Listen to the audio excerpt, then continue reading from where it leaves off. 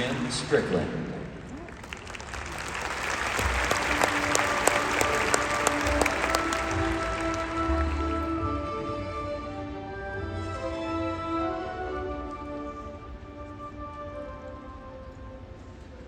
As we have heard today from so many voices, Frederick W. Smith was a man of vision, discipline, generosity, and purpose. But he was also humble, down to earth, a great guy, and a true friend. He made people feel seen, heard, and valued. Whether you were a head of state or a neighbor from down the street. Fred was fiercely proud to call Memphis home. He treated all of us as family. He invested in us, lifted us up, gave tens of thousands of us the opportunity to live the American dream. And he did those things not for the recognition, but because he truly believed in this community's potential. Time and again, he showed up, not just with resources, but with heart, like family. I saw it as mayor. When I needed advice on economic development, infrastructure needs, or state government relations, he always listened and helped to guide me.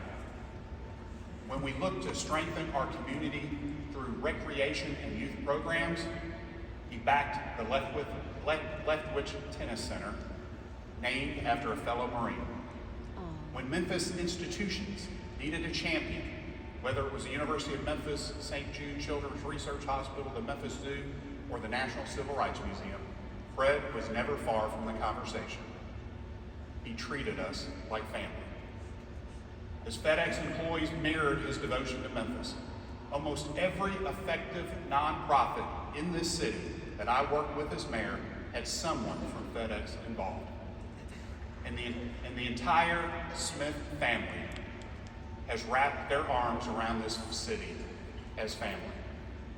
I saw it firsthand when I was mayor. When we had a challenge involving our incredible zoo, Diane and Richard helped solve it. When we needed adrenaline added to economic development, Richard stepped up and chaired our chamber for 2 years. And when we, at the city, had $350 million to renovate this building and Simmons Bank Liberty Stadium, but it was not enough to do both, I asked Fred for help, and a couple months later, he and Richard saved the day with a huge investment in the football stadium.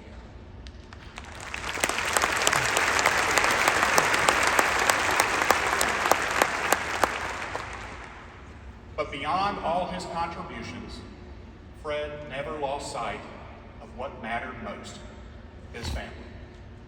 I saw it in the way he spoke about his children, and in the way he lit up when he talked about his wife. As accomplished as he was, Fred knew that legacy is not only measured in milestones and buildings, but in the love that we share and leave behind. Now, let's hear from the people who knew him best, who shared his everyday life, who stood beside him through every chapter, and who carried forward his spirit, his beloved family.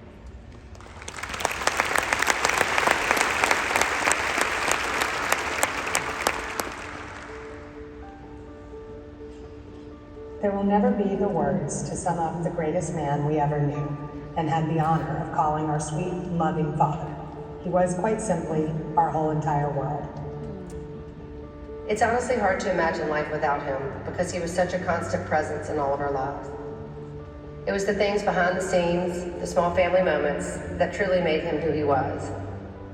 As a son, to have a father who cared so much about you, gave you such wise counsel, and support you with unconditional love, it's the greatest gift a son could ever receive. Myself and all of my siblings would say he was our mentor, but also our best friend. I think that in of itself tells you a lot about the man he was. He influences everything I do. I always want to strive to be more like him because he just gave so much of himself to so many people and never expected anything in return. He told me, as he had in tough times before, "Bub, that's the worst thing that ever happens to you. You'll be all right." And that mindset, that resiliency he instilled in me, that is something that I try to instill in my own children, and that's something I tell them still to this day. If that's the worst thing that ever happens to you, you'll be all right. I was always proud to be my father's son, and I hope that he was even half as proud to be my dad. He was so proud and supportive of each of us. Even with his busy work schedule, he did his best to be there for everything. Despite his busy life, he always had time for us. Almost never missed a football game or other important event in my life. And he modeled the way for us by being such a great example as a father and a human being. What I admire most about him was his ability to balance his work life and his family life like nobody I've ever seen. We would be walking out of a meeting at the White House and he would take a call from my nephew to talk about his football game. And I've always admired that.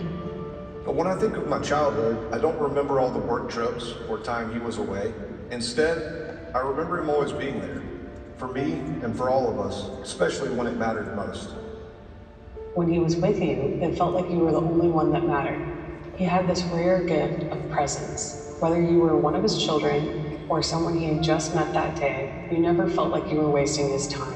You felt heard, you felt important. Just miss his smile, his presence. We talked about him being bold and fearless. I mean, most of the time, he was just a comforting presence. You felt like when he was there, he was invincible. He just wanted to do good in the world and be there for the people he loved. He is a presence that will always be felt and never forgotten. He took an enormous amount of pride in his children, and nothing made me happier than to make that man proud. I am so grateful that I had him in my life and thankful in every capacity to have known him, to have loved him, to have had his guidance, his wisdom, and to have seen firsthand the example of his courage and his goodness. When I think of him as a father, it always amazes me how warm that feels. Those memories of him guiding me and my siblings, supporting us and teaching us along the way. I'm so incredibly blessed to have learned from him, been loved by him, and shared so much life with him. Our father didn't just change the world, he changed our worlds through his love, wit, wisdom, and guidance. There are no words that can truly capture who he was, as he was loved and cherished by everyone who knew him. If I could say one last thing to him, it would be that I love him more than anything, and I promise to take care of Mom and be there for the rest of our family. I hope he can be at peace with the fact that he taught us all what real love and support looks like, and that we hope to make him proud by continuing to be there for each other through whatever life throws our way. I'm confident that my family, our city, and the people of FedEx will make him proud. We've got this, Dad. I love you. Dad, I miss you and I love you and thank you for everything. I miss him more than words can express. We love you more than we can ever explain in words, and we know you will always be with us, watching over us all. Please hug and kiss our sweet sister for us, and we will see you when we get there. We love you forever. If I could see him again, I would simply tell him that I miss him, that I love him, and that I will see him again one day. He would often sign off from these visits or letters and speeches with "Welcome home" to acknowledge the service and sacrifice of his fellow veterans. So Semper Fi, Dad. Welcome home. You can finally rest now. We will take it from here.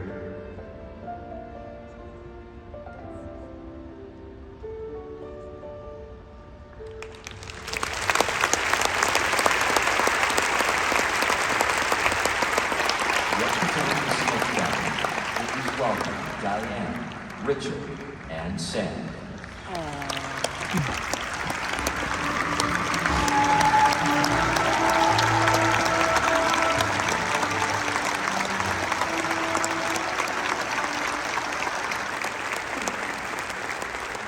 Good morning, everyone. My name is Samantha Smith Atkinson, a proud member of the FedEx team and Fred Smith's youngest daughter. On behalf of our entire family, thank you for being here today. We are deeply grateful to each of you for taking the time to honor our father. We also want to express our appreciation to the team that worked behind the scenes to bring this event together. I know my dad will be both touched and in true FedEx fashion, thoroughly impressed by the efficiency of the program. As you saw in the video, my dad was a large presence in each one of our lives. He was a teacher, a mentor, a friend to all of us. He was a devoted husband to my mother, the greatest grandfather or papa, as 31 grandkids call him, and the stern Captain Smith at times when he's being particularly strict to one of us. I've been with FedEx for 9 years. Well, far more than that, I suppose, but a team member for almost a decade now. And one of the greatest privileges of that time has been traveling with our chairman to visit FedEx stations and team members around the world. I witnessed his eyes light up at the sight of our operations in motion. He loved seeing the vast scale of the FedEx network in action. But even more than that, he enjoyed speaking with our frontline team members around the globe. He would consult with them on what was working or what wasn't, and always asking what we were doing better. As you've heard today, my dad was a unique leader, not because he sought the spotlight, but because he turned it towards others. The dedication, creativity, and innovation of our global team continuously inspired him. He knew better than anyone that our planes don't fly and packages don't get delivered without the hard work of the 500,000 FedEx team members around the world who live out that purple promise every single day. He was proud to represent FedEx, the brand, and he dreamt of and eventually created. But he was even prouder of the people behind it, the team members who made it happen and will continue to deliver. Witnessing team members and their families grow, build careers, and thrive within this company brought him immense joy. And he never took credit for the company's success. He was always quick to honor the many, many individuals, especially those from the early days, who gave everything they had to build it into what it is today. My dad was always looking toward the future. I would honestly not be surprised if he had written strategic plans for 30 years from now. Yeah. He probably had. We'll find him. He never dwelled in the past, and as my brother recently stated, he wasn't concerned about his legacy. His family and this company are his legacy. And I believe that legacy is in great hands because we have the best people of any company on the planet.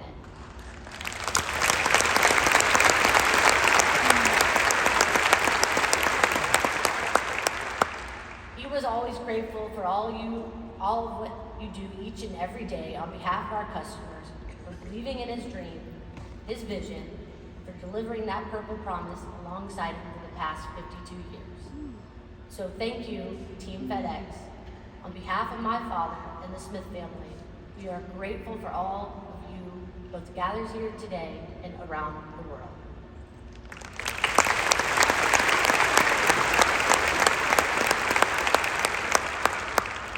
Thank you, Sam, and good morning to all of you. Before I begin, for my FedEx brothers and sisters out there, I think you guys will appreciate something that I'll call your attention to. So you may have noticed that as my sister and I took to the podium, we actually had our notes with us printed out. I have my remarks, as most people have today, up on the teleprompter. That's primary. My notes in my hand and my sister's notes in her hand, secondary.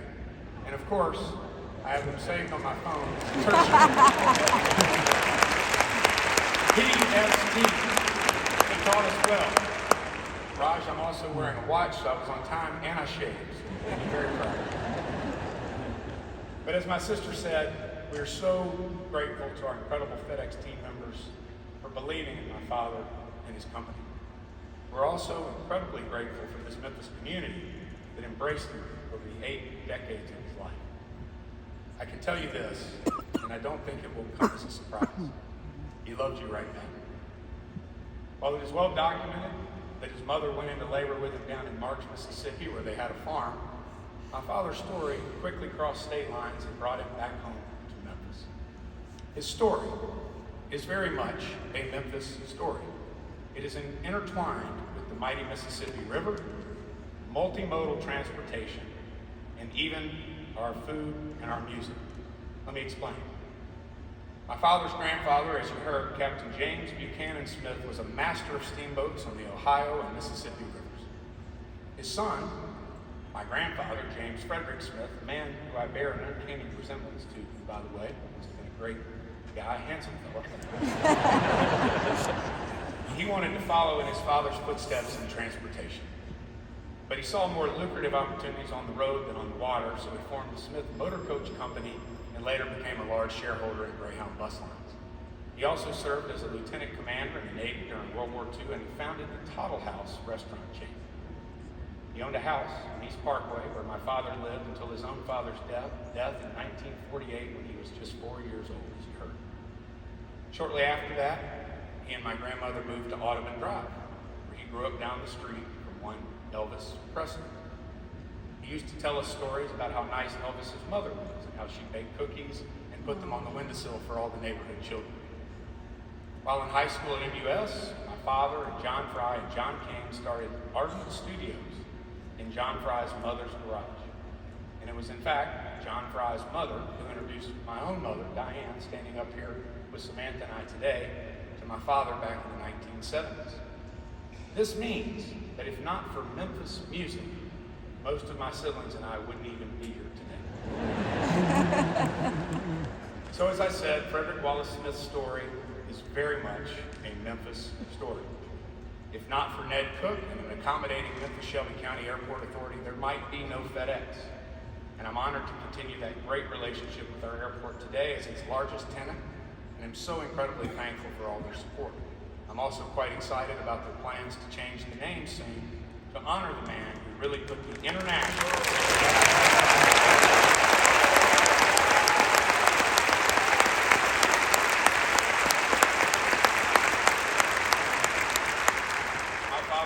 loved this Rockin' River town, as I said, and he was embraced by it. In turn, he embraced it right back. His generosity, as you heard, was incredible, and that's just what we all know about. As I've been sorting through his estate with my mother and my siblings and others, I'm astounded at the level of anonymous giving he and my mother have done over the years, not wanting any public credit for their generosity.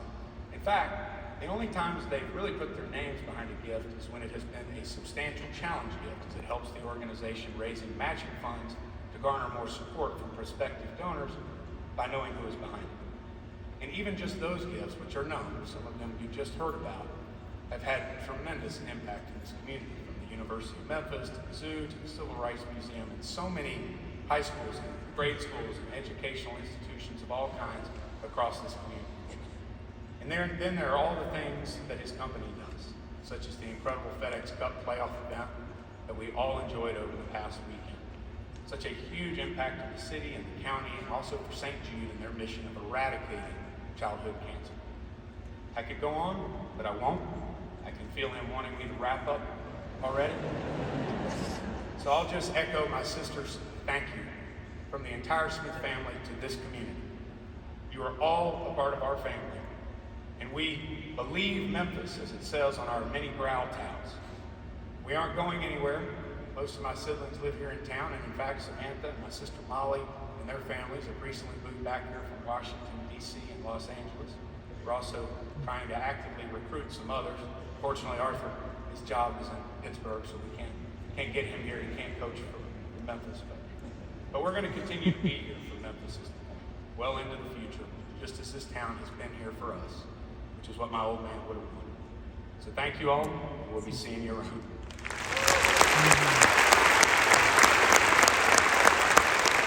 Please welcome Memphis vocalist Marcus Scott.